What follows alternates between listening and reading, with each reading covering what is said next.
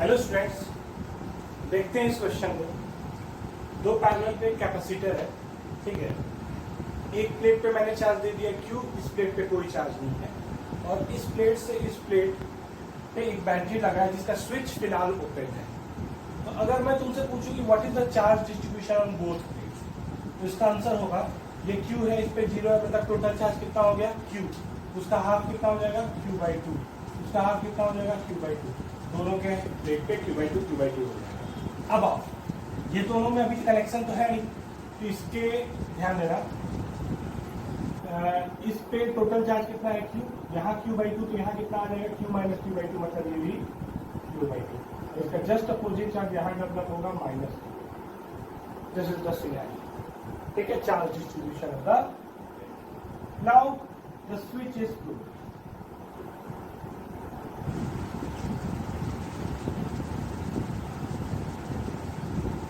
Find the final charge on each face of the plate। तो एक बात याद रखना कि स्विच क्लोज करने से इस प्लेट और इस प्लेट के बीच में पोटेंशियल डिफरेंस डेवलप हो जाएगा, वो काम कर रहा है बैटरी, ठीक है। तो इसके इनर सरफेस और इसके इनर सरफेस का चार्ज बदल जाएगा। ध्यान दीजिएगा, आउटर सरफेस के चार्ज को इन दोनों प्लेट के बीच के पोटेंशियल डिफरेंस से कोई लेना देना नहीं है। इसीलिए बैटरी के थ्रू अगर हम ये स्विच देते हैं या किसी भी तरह इन दोनों को भी अगर कनेक्ट कर देंगे, तो जो भी चार्ज चेंज करेगा वो इनर सरफेस पे चेंज करेगा, आउटर सरफेस के चार्जेस वही बरकरार रहेंगे। क्योंकि आउटर सरफेस अगर ये बरकरार रहता है, इसके चलते ही अंदर में इलेक्ट्रिक फील्ड जीरो होता है। तो ये कॉन्फ़िगरेशन कभी मत चेंज। अब चेंज करना है किसको? अंदर वाले कॉन्फ़िगरेशन। तो सिंपल, मान लो ये दोनों पैरेलल प्लेट को मैं कैपेसिटर का सेट मान लूं, तो इसका कैपेसिटेंस है C। इसके चलते मान लो पोटेंशियल डिफरेंस है, लेट अस सपोज V दिया हुआ था V, तो चार्ज कितना हो जाएगा? चार्ज हो जाएगा Q डैश जो भी आएगा वो बराबर C, ठीक है। दोनों फेसेस पे कितने चार्ज होंगे? तो इस फेस पे अब चार्ज होगा, मैं इधर बना दे रहा हूं, प्लस CV, और इस फेस पे होगा माइनस CV। यहाँ Q/2 ही रहेगा, यहाँ Q/2 ही रहेगा, ये रहेगा,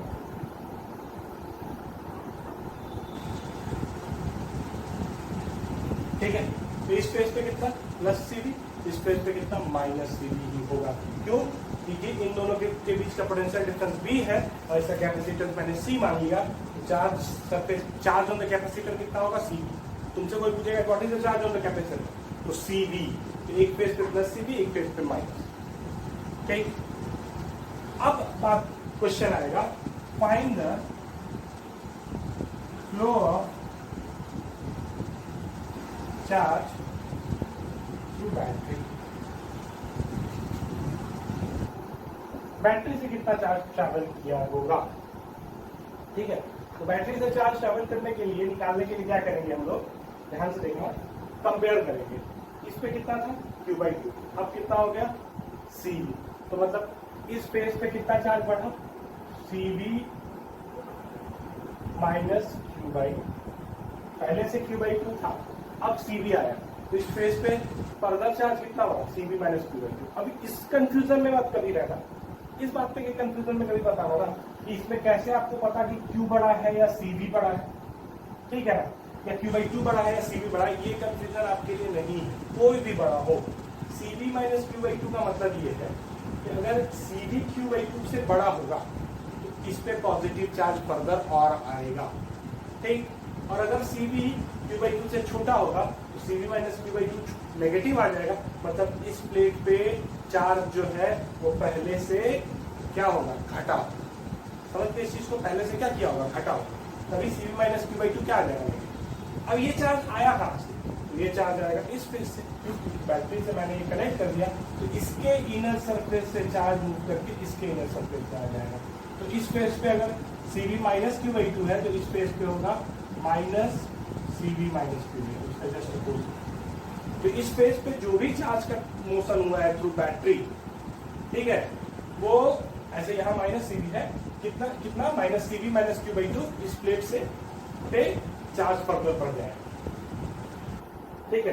तो इसमें जोड़ दो इसको, ठीक है। माइनस Q/2 पहले से था, अब इसमें इतना चार्ज बढ़ रहा है, माइनस Q/2 पहले से था, इतना चार्ज बढ़ रहा है, तो minus Q by two minus C B plus Q by two cut गया, कितना आ जाएगा माइनस सी, खत्म हो गया।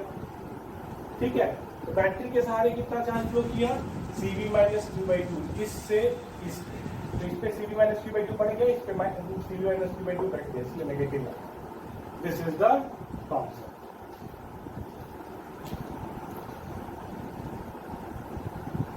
अब ये क्वेश्चन, एक प्लेट है इस पे चार्ज है Q1, दूसरा प्लेट है इस पे चार्ज Q2, तो ये दोनों एक रजिस्टर के माध्यम से कनेक्टेड, लेकिन शुरू में स्विच ओपन।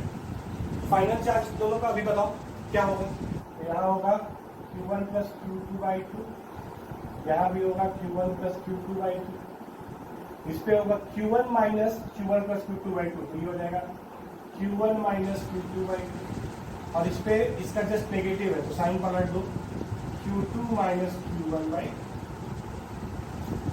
ठीक है, इस प्लेट पे होगा। अब ध्यान देना, अब हम क्या करेंगे, स्विच को क्लोज करेंगे, now the switch is close. ठीक, तो रजिस्टर के माध्यम से इस प्लेट का चार्ज इस प्लेट पे जाना शुरू कर देगा।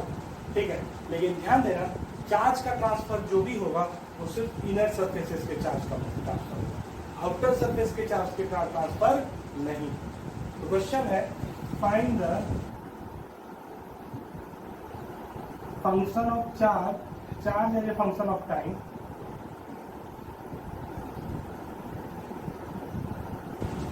On inner surface.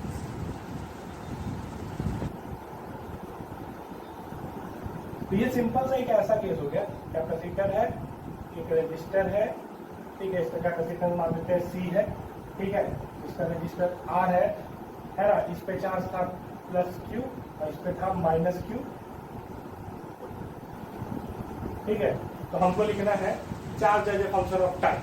तो डीके के केस में, डीके मतलब जब डिस्चार्जिंग हो रहा है कैपेसिटर, तो उस केस में सीधे लिखते हैं Q बराबर Q नॉट, ठीक है, e to power minus T by tau, tau यहाँ पे आर सी सीधे।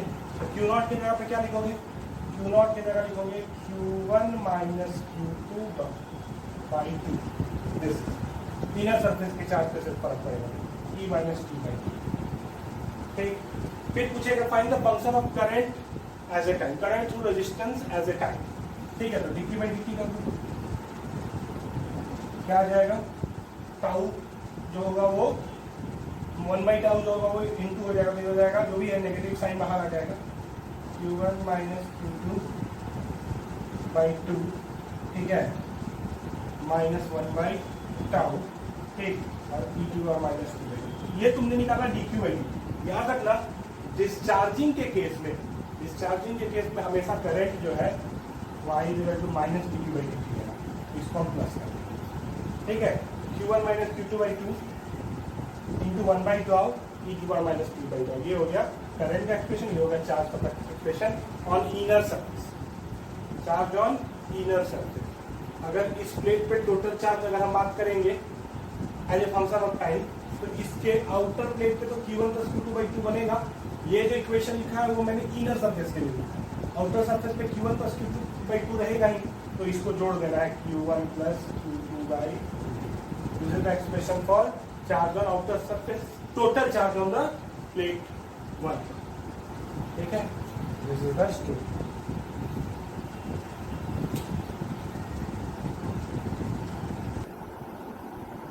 इस क्वेश्चन को देखा जाए, एक कैपेसिटर है जिसका कैपेसिटेंस है 2C, एक कैपेसिटर जिसका कैपेसिटेंस है C, तो 2C को मैंने 2B से चार्ज किया और C को मैंने B से चार्ज किया। पहले से इस पे कितना चार्ज है वो देखा, ये प्लस है, ये माइनस है, ये भी प्लस है, ये माइनस है। पोलैरिटी देखो, ठीक है, पोलैरिटी देख लो, इस पे चार्ज होगा 4CB और इस पे चार्ज होगा सिंपली C। ठीक, at T is equal to 0 switch is closed. Take all the switches are closed. Take the question है, find the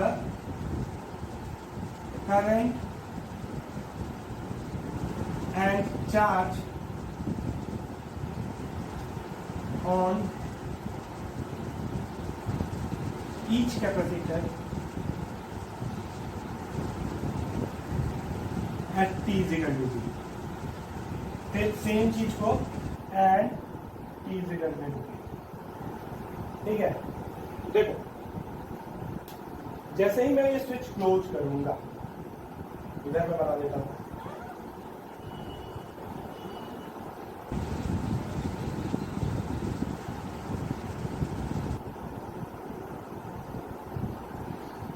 ऐसा कुछ चीज है, आर है, 2C है, ये C।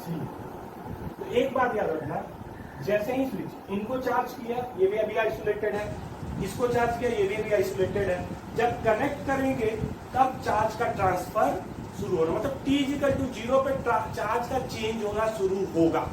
This is the sense. ठीक है, तो t इक्वल टू 0 पे एट t इक्वल टू 0, ठीक है, इस पे जो चार्ज होगा, लेट अस सपोज इसको नाम दे देते हैं 1, इसको नाम दे देते हैं 2, इस पे चार्ज होगा Q1 equal to 4C। Immediately capacitor का चार्ज चेंज नहीं होता है। t इक्वल टू 0 मतलब जिस इंस्टेंट पे चार्ज मतलब स्विच हम क्लोज कर रहे हैं, उस इंस्टेंट पे जो चार्ज पहले से मौजूद था वही रहेगा। तो Q1 4C भी, Q2 जो होगा C। बात बाकी करंट का, I कैसे निकालना? तो I निकालने का आसान सा तरीका है, ध्यान देना, ये एक पूरा सर्किट जो है एक क्लोज लूप है, जिसमें किरचॉफ लॉ होता है। किरचॉफ लॉ कैसे लगेगा? तो ये प्लस था, ये माइनस था, ये प्लस था, ये माइनस था। लेट अस सपोज कि करंट इस पे ज्यादा चार्ज है, इस पे कम चार्ज है, तो लेट अस सपोज इस प्लेट से चार्ज इस प्लेट पे आ रहा, तो आई का डायरेक्शन ये माने। This is not the problem कि आई का डायरेक्शन इधर माने या उधर माने। ठीक, अब लिख दो किसी भी पॉइंट से, यहां से यहां आएंगे तो प्लस Q1/2C, यहां से यहां आएंगे तो माइनस आई आर, यहां से यहां आएंगे माइनस Q2/C इक्वल टू 0। ठीक है, Q1 कितना है 4CB/2C, 2V जो वोल्टेज था, माइनस ये कितना होगा V, ठीक, is equal to I into R. तो 2V माइनस V कितना हो जाएगा V is equal to I R, तो I कितने के बराबर आ जाएगा V/R। ठीक है, एक बात ध्यान देना, इस पोटेंशियल को 2 वोल्ट मत समझना। ठीक है, this is 2V, V is some letter, मतलब वोल्टेज V, तो इसका वैल्यू है 2V, ये 2C, इसीलिए मैंने चार्ज दिखाया 4CB और C। ठीक है, V फॉर वोल्ट, तो I कितने के बराबर आ गया V/R। ठीक है, तो this is the expression of current at t equal to 0। ये चार्ज ये at t equal to infinity, at t equal to infinity, ठीक है, स्टेडी स्टेट हो, और स्टेडी स्टेट में क्योंकि इसमें सिर्फ एक लूप है और यही लूप में चार्ज का फ्लो होना है, तो स्टेडी स्टेट में दोनों कैपेसिटर कैसे हो जाएगा? ओपन सर्किट, मतलब अब इसमें चार्ज का फ्लो नहीं होगा इस लूप में, मतलब करंट क्या हो जाएगा, है ना। ऑलवेज याद रखना, रजिस्टर से करंट 0 नहीं होता है स्टेडी स्टेट में, सिंगल लूप के चलते, क्योंकि एक कैपेसिटर है तो ओपन सर्किट हो गया। मान लो मल्टीपल लूप होते हैं, और कोई ऐसा लूप होता है जिसमें कोई भी मतलब कि कैपेसिटर का प्रेजेंस नहीं होता, तो उस जैसे लूप में करंट होने का चांसेस हो सकते हैं। इन सब चीजों का क्वेश्चन मैं कहा चुका हूँ कि थोड़ा सा ऑब्जर्व कीजिए circuit. I is equal to 0। अब बात कर रहा है Q, दोनों में Q कितना है, तो सर्किट में करंट 0 है। ठीक है, मैं इसी फिगर बना रहा हूँ, सर्किट पे करंट 0 है, तो इस पॉइंट और इस पॉइंट के बीच में कोई पोटेंशियल डिफरेंस नहीं। अब देखो, चार्ज इस पॉइंट और इस पॉइंट के बीच में कोई पोटेंशियल डिफरेंस नहीं है, मतलब ये दोनों कैपेसिटर के अक्रॉस पोटेंशियल डिफरेंस क्या होगा, सेम। दूसरी बात, इस प्लेट प्लस इस प्लेट का चार्ज कंजर्व होगा, इस तरह का क्वेश्चन मैंने कराया है, बस बीच में क्या लगा दिया, कैपेसिटर। ये प्लेट और ये प्लेट का जो टोटल चार्ज है वो कंजर्व है। तो let us suppose at steady state इस पे चार्ज है Q1 और इस पे चार्ज है Q2। ठीक, तो इस प्लेट पे कितना है Q1, इस प्लेट पे कितना है Q2, ये दोनों एक दूसरे से कनेक्टेड है, दिख रहा होगा, ये प्लेट और ये प्लेट एक दूसरे से कनेक्टेड है, तो इन दोनों प्लेट पे टोटल चार्ज कितना है Q1 प्लस Q2। ठीक है, सिमिलरली ये प्लेट पे कितना है माइनस Q1, इस प्लेट पे कितना है माइनस Q2, तो minus Q1 plus minus Q2 बराबर। जिस समय स्विच क्लोज कर रहे थे उस समय इस प्लेट पे कितना था 4CB, इस प्लेट पे कितना था CB, टोटल चार्ज कितना हो गया 5CB। Q1 प्लस Q2 जो होगा वो 5CB प्लस इन दोनों के अक्रॉस पोटेंशियल डिफरेंस जो होगा वो क्या होगा, बराबर। तो इन दोनों के अक्रॉस पोटेंशियल डिफरेंस निकाल लेते हैं। कैसे? अगर इन दोनों के बीच में पोटेंशियल डिफरेंस सेम है, ठीक है, तो इनका हम पैरेलल इक्विवेलेंट लिख देते हैं। याद रखना, अगर सिंगल लूप है तो सिंगल लूप में इनको किरचॉफ के फॉर्म में तुम सीरीज में भी बना सकते हो और पैरेलल में भी रख सकते हो सिंगल लूप में, क्योंकि दोनों के अक्रॉस पोटेंशियल डिफरेंस क्या है, सेम। तो दोनों का इक्विवेलेंट कितना आ जाएगा? अगर पैरेलल में मान लेंगे तो सी इक्विवेलेंट आ जाएगा और पैरेलल सी इक्विवेलेंट बराबर हो जाएगा 3। मतलब अब मान लो इन दोनों के अक्रॉस पोटेंशियल डिफरेंस है सी वी डैश, ठीक है ना? कितना पोटेंशियल डिफरेंस है? V dash. तो चार्ज कितना हो जाएगा? Q1 प्लस Q2 बराबर 5CV बराबर 3CV डैश, ठीक है? तो V डैश बराबर जो हो जाएगा वो 5V/3, ठीक है? याद रखिएगा, इस प्लेट पे इंडिविजुअल पे जो चार्ज होगा, इस प्लेट पे इंडिविजुअल पे जो चार्ज होगा, इन दोनों के इक्विवेलेंट पे, अगर पैरेलल इक्विवेलेंट ले रहे हो तो इन दोनों प्लेट पे इन दोनों का सम चार्ज होगा, मतलब Q1 प्लस Q2 होगा। पोटेंशियल डिफरेंस कितना है? 5V/3। ठीक, एक बार 5V/3 आ गया तो Q1 कितना आ जाएगा? Q1, तो इसके अक्रॉस भी 5V/3, कैपेसिटेंस 2C 10V/3। इसके अक्रॉस वी पोटेंशियल 5V/3, लेकिन कैपेसिटेंस है C, Q2 बराबर हो जाएगा 5CV। 2C है इसका कैपेसिटेंस और तुम्हारा पोटेंशियल डिफरेंस है 5V/3, तो ये हो जाएगा CV के फॉर्म से 2C इंटू 5V/3, मतलब 10CV/3 और ये 5C। अब अगला ये होगा, find the expression for charge as a function of time.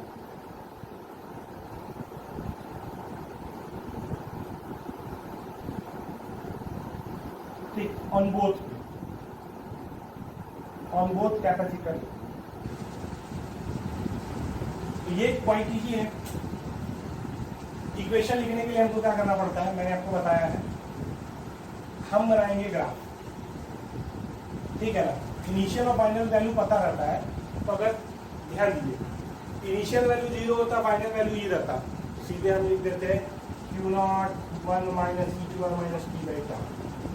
ठीक, लेकिन यहाँ ना तो इनिशियल 0 है और ना ही फाइनल 0 है, तो ये और ठीक है, तो इसके लिए हमको क्या करना पड़ेगा? ग्राफ बनाएंगे।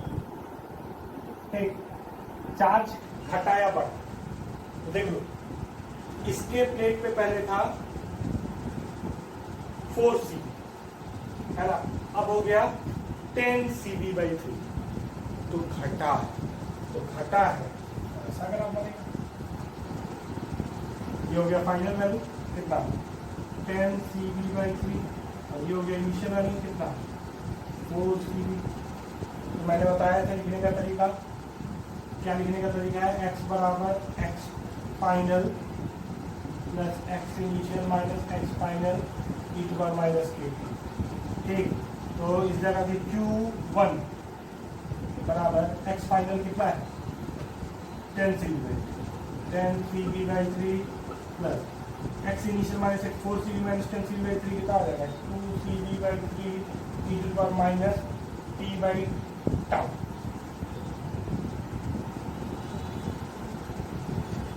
t/τ। अब टाउ क्या हो? टाउ, ठीक है, तो इस सर्किट का तुमको टाउ निकालना है। याद रखिएगा, ये सर्किट कितने लूप में बटा है? सिर्फ एक लूप में बटा है। तो एक लूप में टाउ जो होता है वो होता है R equivalent into C। R equivalent इसमें क्या रहेगा? और C इक्विवेलेंट क्या होगा? ध्यान दीजिएगा, लूप सिंगल है ना, तो C इक्विवेलेंट के लिए क्या होता है कि जो चार्ज इससे निकल रहा है वही चार्ज इस पे बैठ रहा है, ठीक है? तो C इक्विवेलेंट में इन दोनों को सीरीज लेना, पैरेलल नहीं। ये तो हम ये रूल लगाने के लिए इन दोनों को पैरेलल लीजिए। सिंगल लूप में अगर दोनों के अक्रॉस पोटेंशियल डिफरेंस सेम है तो इसको पैरेलल भी कंसीडर कर सकते हैं, लेकिन टाउ निकालने के लिए सिंगल लूप है तो ये दोनों सीरीज ही कंसीडर किए जाएंगे। याद रखिएगा, ये दोनों सीरीज ही कंसीडर किए जाएंगे। ये इसलिए कंसीडर मैंने कर लिया, पैरेलल भी कंसीडर किए जा रहे थे। कब? Steady state. कब पैरेलल कंसीडर किए जाएंगे? स्टेडी स्टेट में। क्यों? क्योंकि स्टेडी स्टेट में दोनों के अक्रॉस पोटेंशियल डिफरेंस सेम है। लेकिन हर इंस्टेंट इन दोनों के अक्रॉस पोटेंशियल डिफरेंस सेम है क्या? नहीं है। तो इसका मतलब ये दोनों सीरीज में, इनका सी इक्विवेलेंट जो होगा वो सीरीज का लेना होगा। ठीक है, कोई दिक्कत इसमें? सी इक्विवेलेंट जो होगा वो सीरीज में, तो इन दोनों का इक्विवेलेंट सीरीज में क्या आएगा? ये आ जाएगा 2c into C by 2c plus C. कितना आ जाएगा? 2c by 3। तो ये होगा 2/3 RC। ठीक है, 2/3 RC। कोई दिक्कत? ध्यान दीजिए। ठीक है, 2/3 RC हो गया। डाल देंगे ये वाली Q2 को कैसे लिखा जाए? तो Q2 को देखो, पहले था CV, अब हो गया 5CV/3, मतलब बढ़ा है तो ग्राफ ऐसा बनेगा।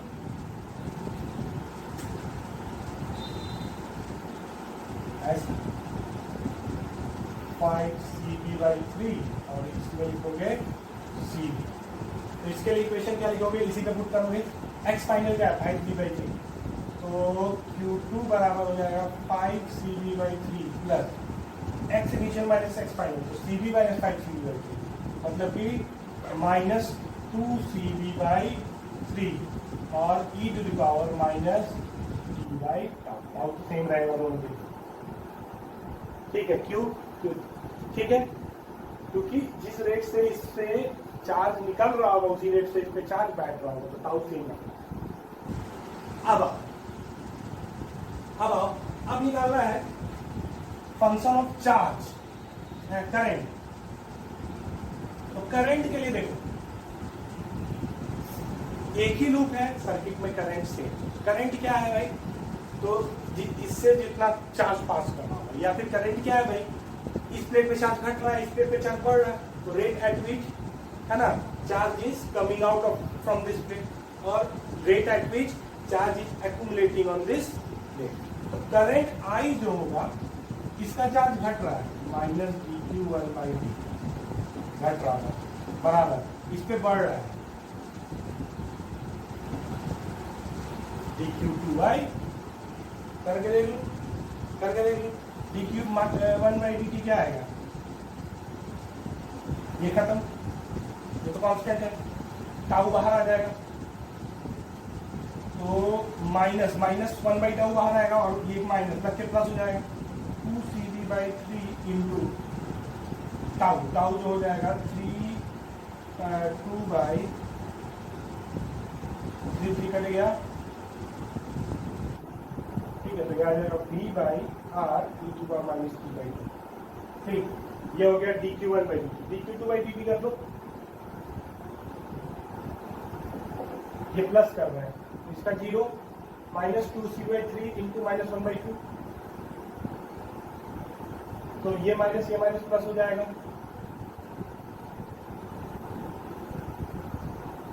ठीक है, 3 कैंसिल, 2 कैंसिल, C कैंसिल, फिर आ जाएगा सेम चीज आ जाएगा। ठीक है, ये चीज याद रखना। तो दिक्कत ध्यान देना, इस बात को हमेशा याद रखना।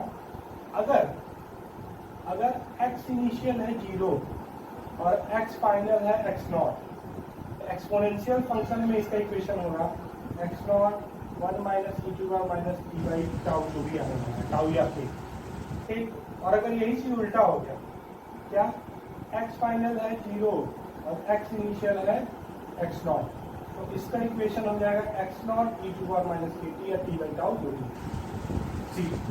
लेकिन अगर ये दोनों कुछ कांस्टेंट वैल्यू आ रहा है तो भी कुछ नहीं है, फंक्शन एक्सपोनेंशियल है, घट रहा है तो ग्राफ ऐसा बना दो, बढ़ रहा है तो ग्राफ ऐसा बना दो।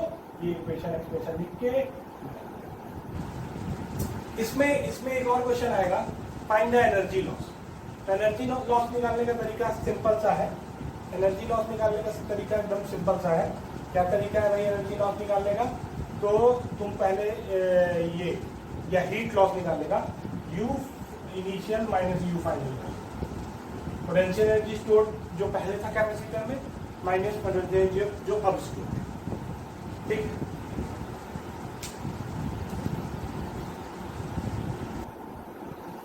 अभी एक क्वेश्चन देखो, एक कंडक्टर है जिसका लेंथ है एल, सिलिंड्रिकल शेप का, और क्रॉस सेक्शन एरिया है ए। ठीक, इसके इस एंड और इस एंड को मैंने बैटरी से कनेक्ट कर दिया, तो इसका मतलब इधर से करंट निकलेगा आई, इधर से इंटर करेगा आई, तो इस कंडक्टर के थ्रू इस क्रॉस सेक्शन एरिया से इंटर करेगा कंडक्टर में, इस डायरेक्शन में मूव करेगा, और इस क्रॉस सेक्शन एरिया से निकलेगा, तो करंट इस direction along the length move करता है। ठीक, तो हमको बताना है resistance of the wire if resistivity varies with length along x-axis and rho is given by ax plus b, where a and b are constant.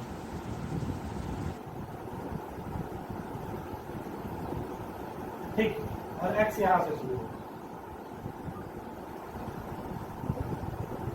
अब देखो, ये कंडक्टर का रेजिस्टिविटी अगर यूनिफॉर्म होता तो हम सीधे इसका रेजिस्टेंस लिख देते R बराबर रो एल बाई। ठीक, कोई दिक्कत इसमें, लेकिन इसका रेजिस्टिविटी यूनिफॉर्म नहीं, हम डायरेक्ट एल बाई ए नहीं कर सकते, क्योंकि एल क्रॉस सेक्शन एरिया तो सेम रहेगा, लेकिन एल लेंथ तक रो जो है वो वैरी। तो क्या करना है, यहां से एक्स डिस्टेंस की दूरी पे एक एलिमेंटल डिस्क काट लेना है, कितना थिकनेस का, dx, और अज्यूम करना है कि ये जो डिस्क तुमने कट किया है, ये भी एक सिलेंडर है, डिस्क भी एक तरह का सिलिंड्रिकल है, लेकिन इसका जो थिकनेस है वो dx है, वेरी वेरी कम, मतलब ये लेंथ जो है वो वेरी वेरी स्मॉल है। तो इस dx थिकनेस के लिए इसका रेजिस्टिविटी जो है हम यूनिफॉर्म है, तो इस dx थिकनेस के लिए इस छोटे से स्ट्रिप के इसका रेजिस्टेंस कितना होगा, इसका रेजिस्टेंस होगा dr बराबर रो dx अपॉन a। ठीक, इस छोटे से dx लेंथ के लिए हमने क्या माना, कांस्टेंट। रो कितने के बराबर है, यहां से x लेंथ की दूरी पे रो जो होगा वो ax प्लस b होगा, तो लिख दो।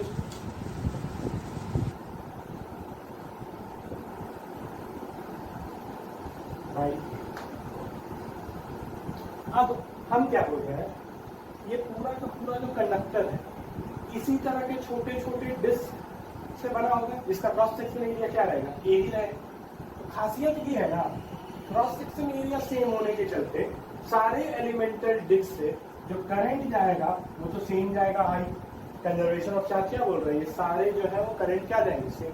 तो ये सारे के सारे डिस्क जो होंगे है ना, वो कैसे कनेक्टेड में नहीं जाएंगे, क्योंकि करंट सेम है, तो सीरीज में। तो सीरीज में सबका रेजिस्टेंस निकालेंगे हम लोग क्या कर देते हैं, जोड़ देते हैं, लेकिन ये तो एक कंटिन्यूअस रेजिस्टर है, इसके सारे को जोड़ने का मतलब हमको इंटीग्रेट कर देना, कहां से कहां तक, जीरो से, ये हो जाएगा ax dx plus b dx upon a integrate कहां से कहां तक, जीरो से, जो आएगा आंसर लिख दिया है। This is the resistance of this conductor. ठीक है, अगर मान लो क्वेश्चन ऐसा देगा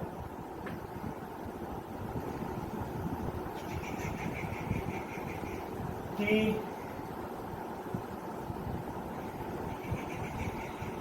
एक कोएक्सियल या थिक हॉलो सिलेंडर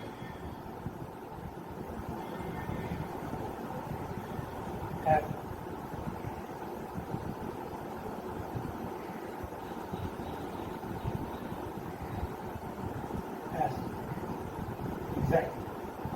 ये जो एक्सिस होता है इसका, ये लेंथ होता है a, मतलब inner radius a, outer radius b, conducting.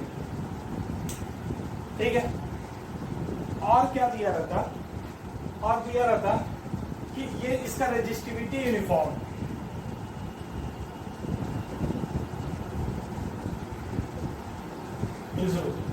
है ना। लेकिन हम इसके आउटर सरफेस को इसके इनर सरफेस से कनेक्ट करते हैं, ठीक है। किसके थ्रू? एक battery, inner surface, conducting material, inner surface को आउटर सरफेस से बैटरी के थ्रू कनेक्ट कर देते हैं। मेरा सपोज इसका लेंथ जो है वो L, ठीक। ध्यान देना, इसका जो इनर सरफेस है वो पूरा का पूरा L लेंथ तक सेम पोटेंशियल पे होता, और इसका जो आउटर सरफेस है वो पूरा का पूरा L लेंथ तक सेम पोटेंशियल। लेकिन करंट किस तरह मूव कर रहा है? Current along the length move, current inner surface से निकल के सीधे आउटर सरफेस पे जाता, किस डायरेक्शन में? रेडियल। रेडियल का मतलब क्या है कि मान लो ये एक्सिस है ना, ये डायरेक्शन रेडियल, ये डायरेक्शन रेडियल, ये डायरेक्शन रेडियल, ठीक है। तो किस डायरेक्शन में जाता? इस डायरेक्शन में करंट जाता, इस तरह होते हुए, इस तरह होते हुए, सॉरी करंट डायरेक्शन उल्टा कर दो, या बैटरी इधर कर दो, ये पॉजिटिव, इधर इधर इस रास्ते से घुसता, अब इस रास्ते से निकलता, इनर सरफेस से इंटर करता, आउटर सरफेस से निकलता। तो इसका रेजिस्टेंस क्या हो? तो सबसे पहले हमको समझना है कि रेजिस्टेंस किसी भी यूनिफॉर्म कंडक्टर का, ठीक है, हम लोग लिखते हैं रो L बाई, रो होता है उसका रेजिस्टिविटी, जो कि यहाँ पे एक कांस्टेंट है, तो रेजिस्टिविटी हमारे लिए वेरिएबल नहीं। L होता है लेंथ, और A होता है एरिया ऑफ क्रॉस। लेंथ वो होता है जिसके अलोंग करंट मूव कर रहा है, ठीक। और A होता है वो एरिया जिसको करंट क्या कर रहा है? पेनेट्रेट कर रहा है, परपेंडिकुलर, जिस सरफेस एरिया को परपेंडिकुलरली पेनेट्रेट कर रहा है, ठीक है। तो अलोंग द लेंथ कहां से जा रहा है? ये A टू B जा रहा है, और पेनेट्रेट क्या कर रहा है? पेनेट्रेट ये कर रहा है कर्व सरफेस एरिया में। ध्यान देना, चारों तरफ से ये हो रहा होगा, इस प्लेट से इधर भी जा रहा होगा, रेडियल डायरेक्शन में करंट इधर भी होगा, ऐसे भी होगा, ऐसे भी होगा, ऐसे भी होगा, ऐसे भी होगा, ऐसे भी होगा, ऐसे भी होगा, ऐसे भी होगा, क्योंकि पूरे इनर सरफेस से लेके आउटर सरफेस तक जाएगा। तो तुमको यहाँ पे सरफेस एरिया जो होगा वो कर्व सरफेस एरिया होगा,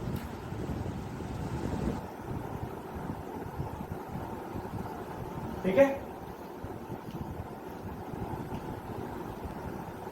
और ध्यान दो, लेंथ इसके लिए होगा अलोंग द रेडियस।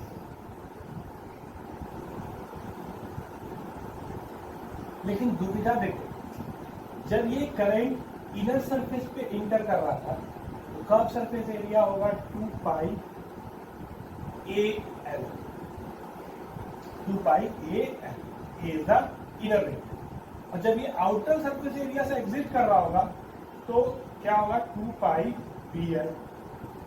और इनफैक्ट A से लेके B तक हर पोजीशन पे कर्व सरफेस एरिया जो है ना वो चेंज कर रहा है। ये जो दुनिया की जो है कर्व सरफेस एरिया जो है वो चेंज, ध्यान दीजिएगा, हर कर्व सरफेस एरिया से जो करंट इंटर कर रहा है ना वो सेम इंटर कर रहा होगा। क्यों? क्योंकि कंजर्वेशन ऑफ चार्ज बोल रहा है, यहाँ से जो करंट इंटर करेगा वही यहाँ से एग्जिस्ट करेगा, करंट कांस्टेंट, ठीक है। हर कर्व सरफेस एरिया से, हर सरफेस से जब ये पेनिट्रेट करते जा रहा है, क्योंकि सिलेंडर है ना, जैसे जैसे रेडियस बढ़ता जाएगा कर्व सरफेस एरिया क्या करता जाएगा? बढ़ता जाएगा, करंट क्या रहेगा? तो फिर इसको कैसे बनाएंगे? तो कुछ नहीं, एलिमेंट लेंगे। एलिमेंट कैसे लेंगे? ध्यान देना, यहां से स्मॉल r डिस्टेंस, एक्सिस से स्मॉल r रेडियस की दूरी पे एक थिन रिंग कट करेंगे, ठीक है। थ्रू आउट द लेंथ अगर देखेंगे तो ये मेरे लिए एक थिन सिलेंडर के जैसा बनेगा, थिन हॉलो सिलेंडर के जैसा बनेगा, जिसका थिकनेस कितना होगा? दिया। इसका थिकनेस कितना होगा? ये थिकनेस जो हम बता रहे हैं वो क्या किया मैंने? r रेडियस की दूरी पे dr थिकनेस का मैंने रिंग कट किया, और इस रिंग को पूरे लेंथ तक एक्सटेंड कर दिया। तो ये मेरे लिए क्या बन जाएगा?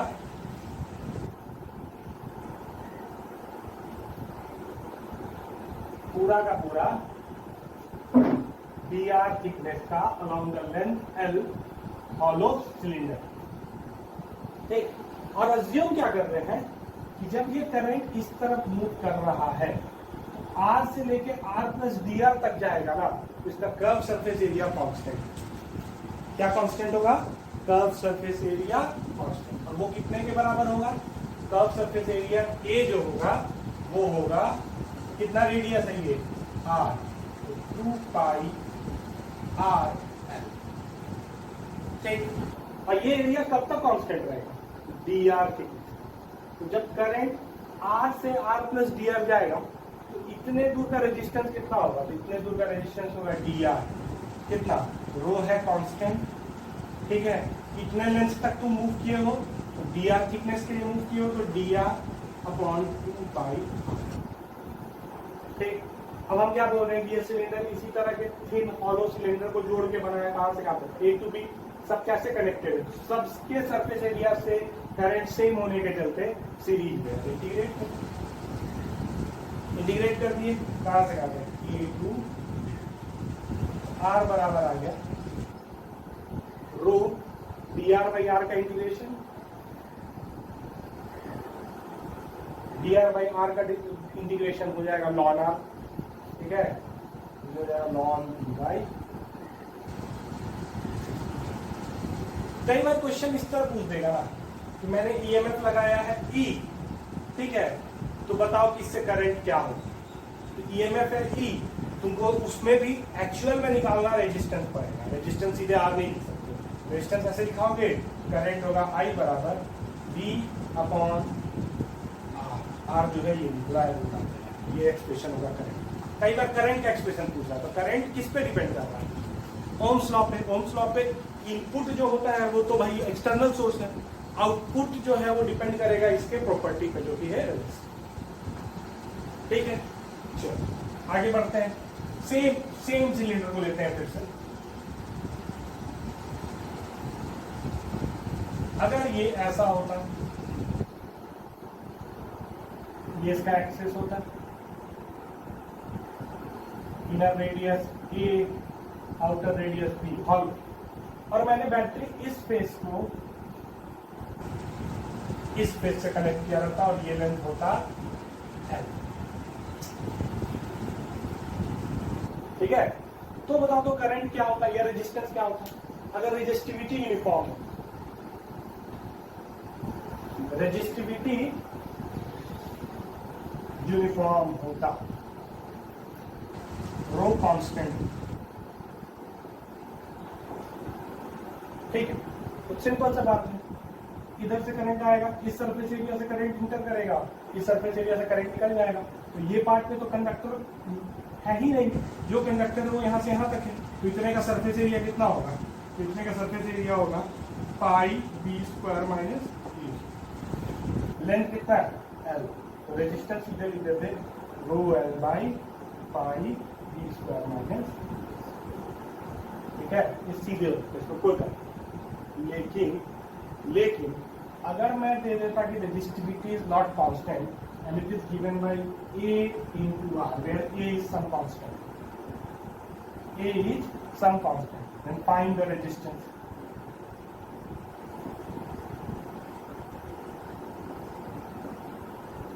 और एक चीज और, A into R, ठीक है, A is constant and R is, ठीक है, distance along radius measured from axis। मतलब कि रेजिस्टिविटी इस तरह वैरी नहीं कर रहा है, along the length वैरी नहीं कर रहा है, along the radius vary.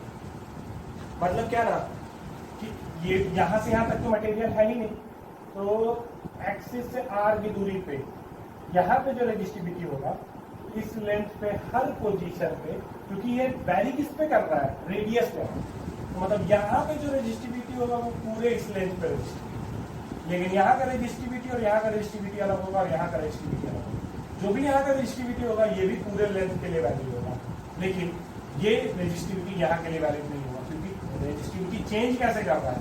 Along the radius change कर रहा है, ए आर, रेडियल डायरेक्शन।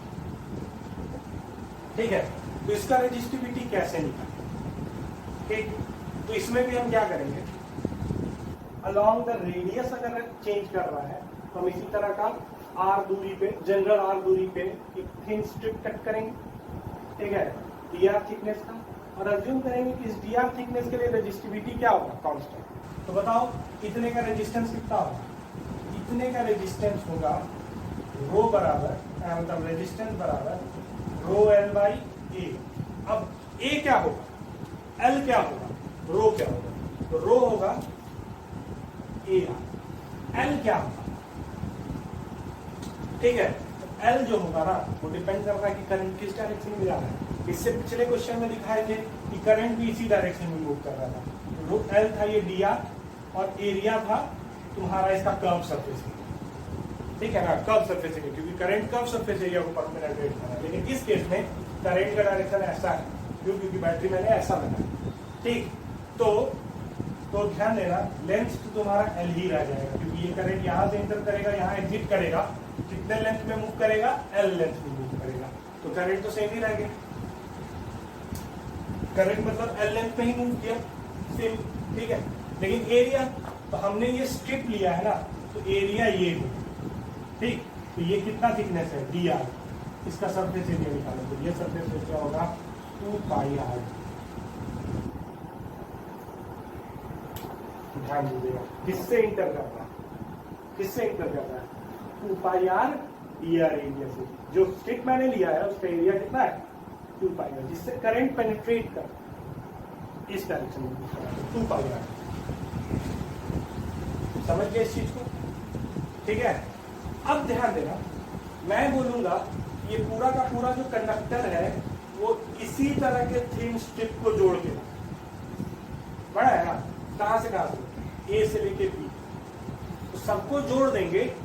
ठीक है, तो हमको टोटल रेजिस्टेंस मिल जाएगा। लेकिन कैसे जोड़ेंगे, ध्यान दीजिएगा, हम लोग एलिमेंट लिए हैं इस डायरेक्शन, करंट मूव कर रहा है इस डायरेक्शन। ठीक है, पूरे एलिमेंट का जो लेंथ है वो एल है ना, और ये एलिमेंट का जो दोनों एंड होगा वो बैटरी से कनेक्टेड है। ठीक है, क्योंकि हम एलिमेंट का एक एंड इस सरफेस पे है, एलिमेंट का एक एंड इस सरफेस पे, तो जो भी हम एलिमेंट इस डायरेक्शन में लेते जा रहे हैं, सब एलिमेंट के अक्रॉस का पोटेंशियल डिफरेंस सेम। सबसे करंट सेम नहीं होगा, क्यों नहीं सेम होगा, करंट इधर से आ रहा है आई डेफिनेटली, अब किस सरफेस एरिया से इंटर कर रहा है, पाई बी स्क्वायर माइनस ए स्क्वायर से इंटर कर रहा है। लेकिन पूरे सरफेस एरिया से जो करंट है उसके हर पोजीशन से सेम यूनिफॉर्मली नहीं इंटर कर रहा है। यहाँ का रेजिस्टिविटी कम होगा, इस एक्सप्रेशन के हिसाब से यहाँ का रेजिस्टिविटी कम होगा, तो यहाँ से ज्यादा करंट जा रहा होगा। यहाँ का रेजिस्टिविटी ज्यादा होगा, यहाँ से कम करंट जा रहा होगा। हर पोजीशन से इंटर करने वाला जो करंट है वो अलग होगा। इस तरह इधर जा रहा है आई है ना, लेकिन अगर यूनिफॉर्म होता ना, per unit area current constant, लेकिन इस बार per unit area current constant नहीं है।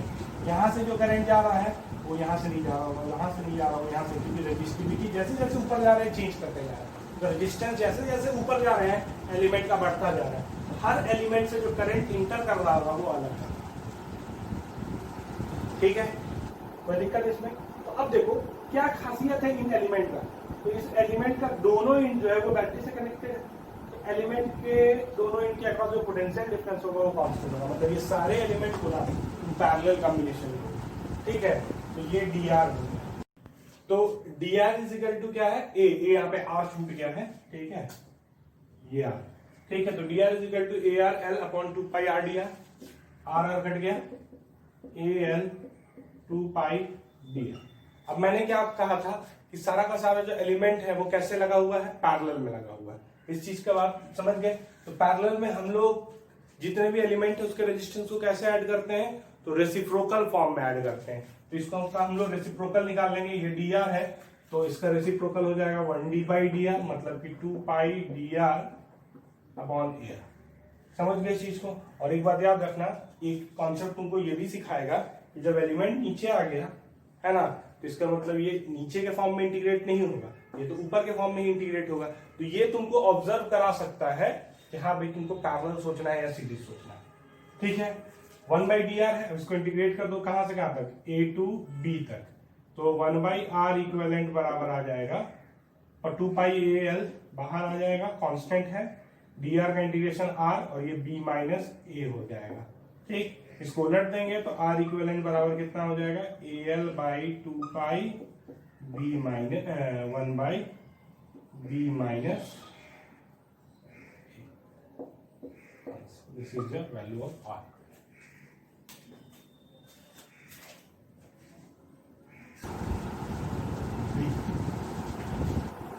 ठीक, और बैटरी को मैंने ऐसे कनेक्ट, ठीक, पूछेगा बैटरी का EMF find the current, Ohm's law के हिसाब से आई होगा E/R। ई दिया है, आई निकालना है, आर जानना पड़ेगा, आर निकालो। दिया है कि इसका रेजिस्टिविटी कांस्टेंट,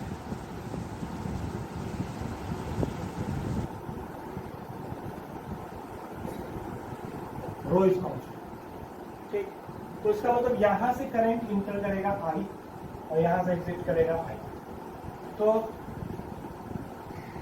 करंट तो सेम ही होगा, लेकिन जैसे जैसे करंट मूव कर रहा है हर पोजीशन पे क्रॉस सेक्शन एरिया चेंज कर रहा हूं।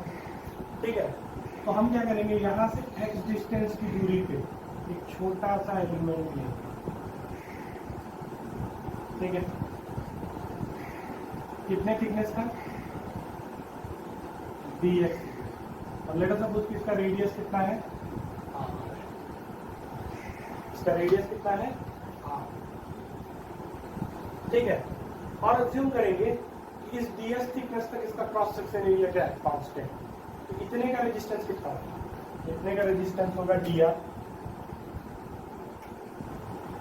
कितना, rho into L dx by ए, ये होगा पाई r स्क्वायर।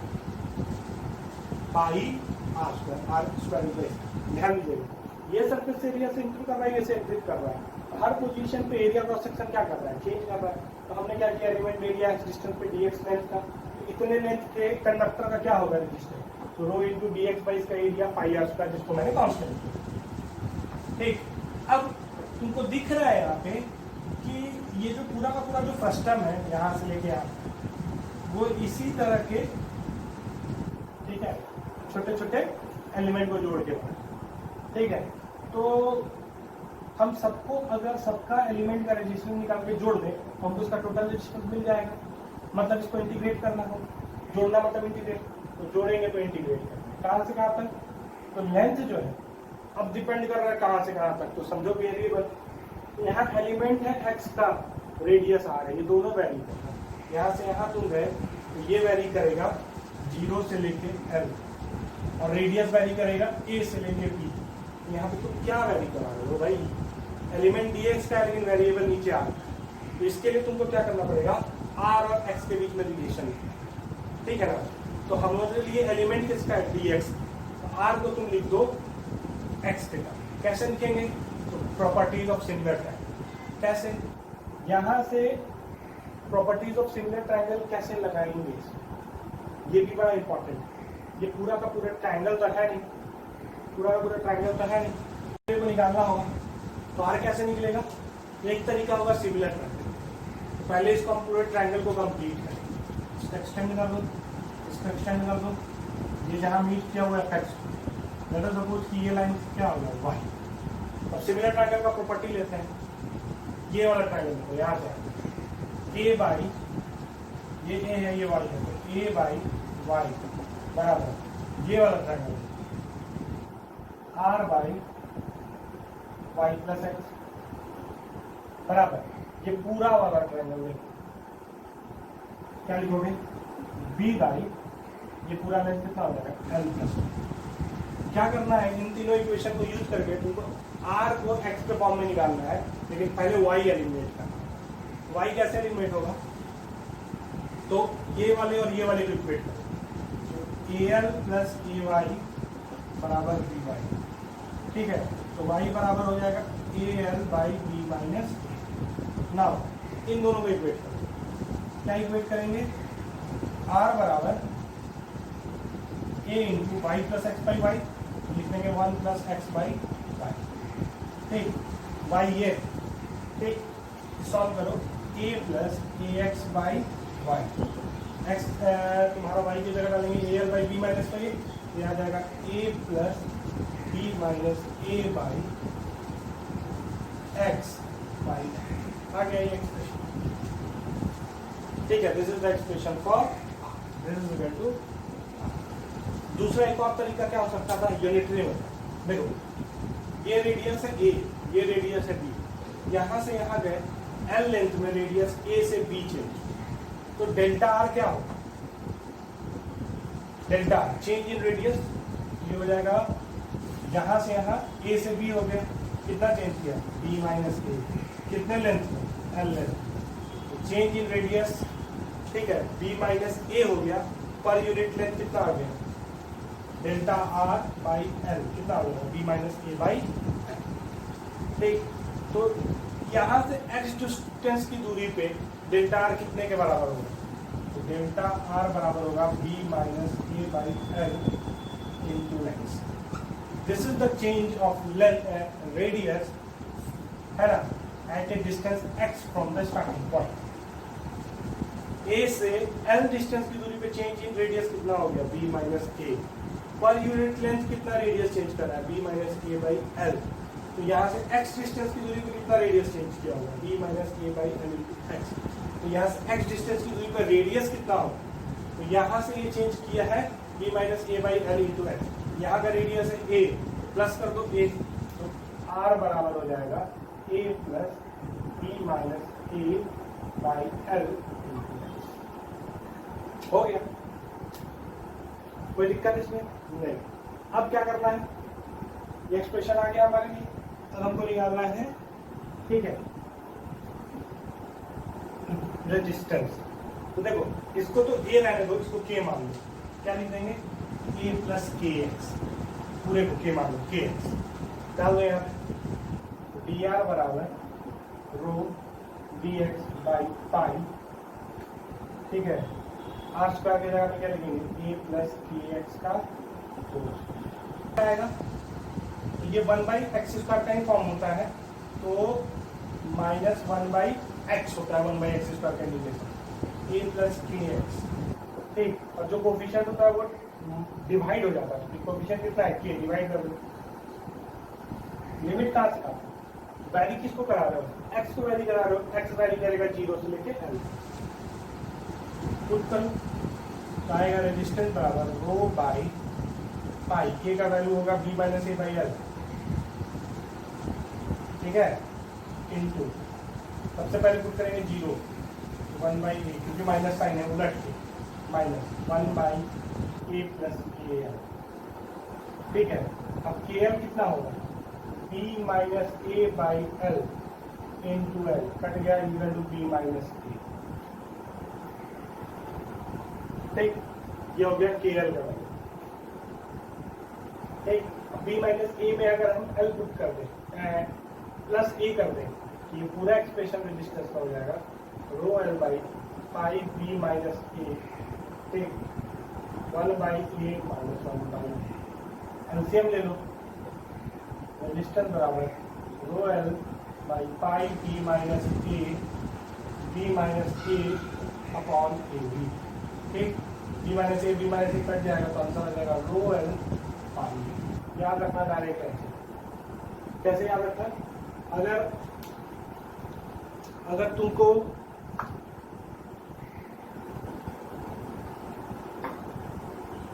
एक यूनिफॉर्म सिलेंडर दे दिया जाए आर रेडियस का, इसका रेजिस्टेंस होगा अलोंग द लेंथ, अगर रेजिस्टेंस निकालना होगा आर बराबर rho L by pi R square. ठीक है, और अगर फ्रस्टम दे दिया जाए smaller radius A larger radius B, इसी के जगह पे क्या कर दिया जाएगा? ठीक है, आज के लेक्चर में बस इतना ही। Thank you.